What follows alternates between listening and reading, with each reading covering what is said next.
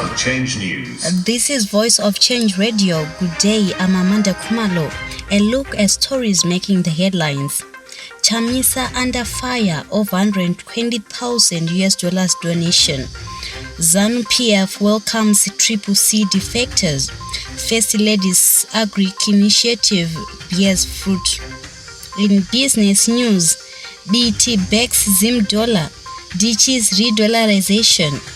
In regional and international news, former President Dos Santos' body arrives in Angola amid tense election campaign.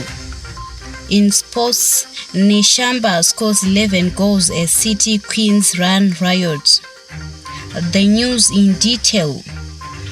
Opposition Citizens Coalition for Change CCC leader Nelson Chamisa is under pressure to account for $122,300 donated by sympathizers for the purchase of a bulletproof off-road vehicle for his use.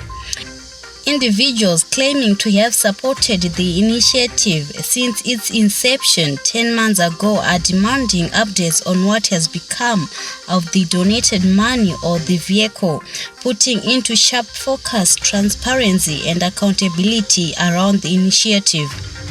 Contacted for comment, CCC spokesperson Fadzema Here referred questions to organizers of the initiative, the citizens organizers, for detailed information. The ZANU-PF leadership in Matabeleland South Province welcomed more than 30 defectors from Citizens Coalition for Change CCC party in Gwanda on Friday. The defectors, who likened opposition politics to a dead end, said they were lured by the Second Republic's development agenda.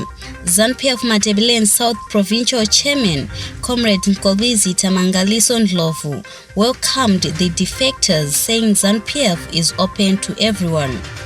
A total of 66 former sex workers got their first harvest of maize planted on a 5-hectare plot at a farm in Mutasa. The project was carried out by the First Lady Dr. Auxilia Mnangagwa's Angel of Hope Foundation with support from its partners as an empowerment initiative that seeks to guarantee virtual livelihoods for everyone. Minister of State for Manicaland Affairs and Devolution Nokuthula Matsikenyere, who was standing in for Amai Mnangagwa during a ceremony to witness the start of the harvesting process at the farm recently, showered the First Lady with praises for a strong sense of empathy.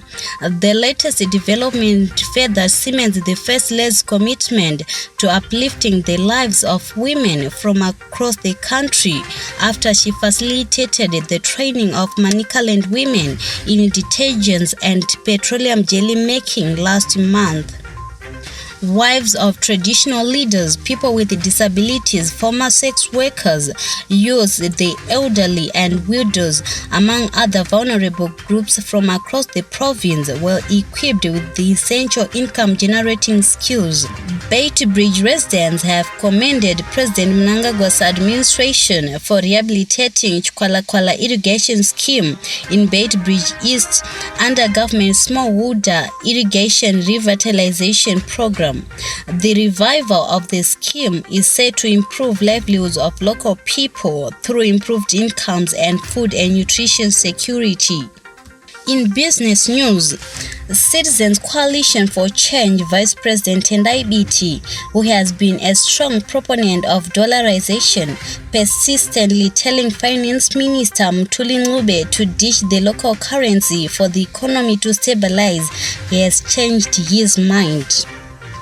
In a contribution to the debate on the supplementary budget, BT aided Ncube to float the local currency so that there is stability in the country. He also acknowledged that the new measures introduced by the government, which included the introduction of the gold coins, were working. In regional and international news, the body of Angola's former president, José Eduardo dos Santos, who died in Spain in July, has arrived in Angolan capital, Luanda. The repatriation of the former president's corpse comes amid a tense election campaign. Dozens of people gathered at Luanda's airport to welcome the casket of the former leader who had ruled Angola from 1979 to 2017. In sports news, Harare City Queens were the biggest winners in the Zimbabwe Women's Football League at the weekend after they hammered Scorpion Queens 28-0 at Fupa Jena in Chegutu. That ends this news bulletin. Voice of Change News.